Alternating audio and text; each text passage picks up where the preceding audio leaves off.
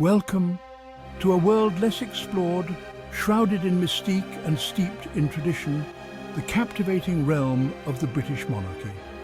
For centuries, this institution has been guided not only by laws and decrees, but also by an undercurrent of beliefs, whispers passed down through generations. Superstitions. From the hallowed halls of Buckingham Palace to the ancient stones of the Tower of London, these beliefs have woven themselves into the very fabric of royal life. Join us now as we venture into the heart of the British monarchy to uncover the intriguing and at times perplexing world of royal superstitions. The weight of a crown is not solely measured in gold and jewels, but also in the weight of expectation, of legacy, of destiny. For a British monarch, Coronation Day is not merely a ceremony, but a carefully choreographed performance steeped in centuries-old tradition. Every step imbued with meaning, every action watched by the eyes of history. But behind the pomp and grandeur, behind the dazzling display of power, lies a world of anxieties, a realm where every stumble, every unforeseen event can be interpreted as an ominous portent. A misplaced orb, an unexpected gust of wind disturbing the sacred regalia, these seemingly insignificant incidents take on a magnified significance in the minds of the superstitious. For they believe that any disruption, any deviation from the meticulously planned ritual, could foretell an ill-fated reign, a kingdom thrown into turmoil. The pressure, as you can imagine, is immense.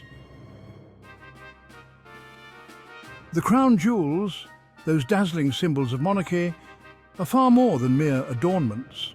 They are intricate pieces of history, each gem whispering tales of past reigns, of triumphs and tragedies. Take, for instance, the deep blue shimmer of a sapphire. This captivating stone, particularly beloved by royalty, is believed to possess an almost mystical power, an ability to influence fate itself. Sapphires, you see, are not just aesthetically pleasing. They are thought to attract prosperity and stability, to ward off negative energies. Their deep blue depths are said to mirror the loyalty and devotion expected of a monarch, a silent promise whispered from sovereign to subject. It is perhaps no coincidence that Queen Victoria, a monarch known for her long and prosperous reign, chose to wear a sapphire on her wedding day, a tradition echoed by generations of royals since. The Tower of London, a fortress that has borne witness to centuries of British history, is home to an unexpected resident, the raven. These intelligent jet-black birds are not merely tolerated, they are revered, protected by royal decree. For legend has it, should the ravens ever abandon the tower, the monarchy and indeed the nation itself would crumble. This belief, woven into the very fabric of the tower's history, dates back to the reign of King Charles II. It is said that he, warned by a concerned royal advisor, decreed that at least 6 ravens must always reside within the tower walls.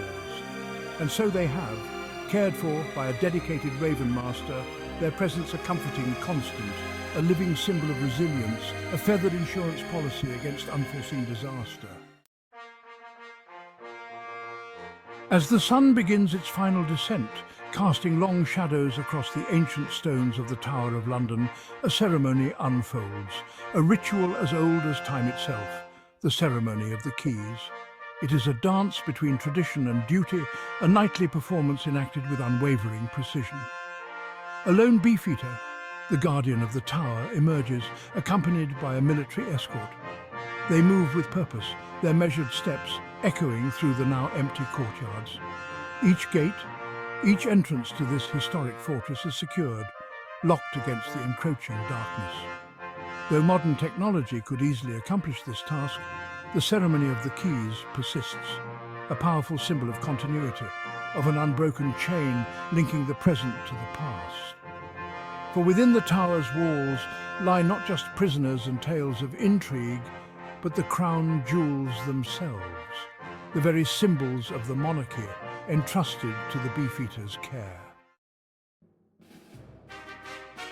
The state opening of Parliament, a grand spectacle marking the commencement of the parliamentary year, is steeped in tradition, a colourful tapestry woven from centuries of custom and ritual. Yet beneath the surface of this seemingly straightforward ceremony lies a curious tradition, a practice that harks back to a time of political tension, the taking of a royal hostage. Before the monarch sets foot in the Houses of Parliament, a Member of Parliament is invited, one might say, to Buckingham Palace. This seemingly bizarre practice is a relic of a bygone era when relations between the monarchy and Parliament were often strained, a guarantee of safe passage for the sovereign. The chosen MP, while technically a hostage, is treated with the utmost respect. Their brief stay a symbolic gesture, a reminder of a time when power dynamics were far more precarious. Even in matters of the heart, superstition holds its sway over the British monarchy. The choice of a wedding date, a day meant to be filled with joy and celebration, becomes a minefield of potential bad omens. May, with its promise of spring blossoms and warmer days, might seem an idyllic month for a royal wedding. However, tradition dictates otherwise. For generations, a rather ominous rhyme has circulated amongst the royals: marry in May and rue the day. The origins of this superstition are shrouded in mystery, but its impact is undeniable. Even Queen Victoria, a monarch not known for her disregard of tradition, frowned upon May weddings. It seems even love must sometimes bow to the weight of long-held beliefs. The grand palaces and ancient castles of the British monarchy are not just repositories of history. They are, according to some, haunted by it. Whispers of restless spirits, of tragic figures from the past echo through the corridors, sending chills down the spines of those who dare to believe. One of the most enduring of these ghostly tales is that of Anne Boleyn, the ill-fated queen of Henry VIII. Beheaded for treason, her life cut tragically short, Anne's spirit, it is said, still wanders the halls of her former homes. Blickling Hall, her childhood residence, is said to be visited by a spectral procession every year on the anniversary of her death. A phantom coach drawn by headless horses, driven by a headless horseman with Anne herself clutching her severed head, gliding silently through the grounds. In an era before modern medicine, when illness was often seen as a curse or a punishment from God, people turned to those believed to possess divine power for healing. The British monarchy, with its claim to rule by divine right, was a natural source of hope for the afflicted. It was during the reign of Edward the Confessor, a deeply pious man, that the belief in the royal touch took root. It was a simple act, yet imbued with deep significance. The monarch, with a touch of his hand, was believed to be able to cure the sick, to banish disease with his divinely bestowed power. The sick and suffering would flock to the royal court, desperate for a chance to be touched by the sovereign, to receive this miraculous healing. From ravens guarding a kingdom to gemstones dictating destiny, the world of royal superstitions offers a captivating glimpse into the heart of the British monarchy. These beliefs, passed down through generations, reveal a deep-seated need for order, for stability, for a connection to the past. They remind us that even in a modern world, tradition continues to hold sway, shaping the present with echoes of a time gone by. Thank you for joining us on this exploration of the fascinating and at times peculiar world of royal superstitions. If you enjoyed this glimpse into the hidden world of the British monarchy, be sure to like this video and subscribe to our channel for more captivating journeys into the realms of history and tradition. Thanks for joining us on this journey through the intriguing superstitions of the British monarchy. Don't forget to like, share and subscribe for more fascinating insights into royal traditions and history.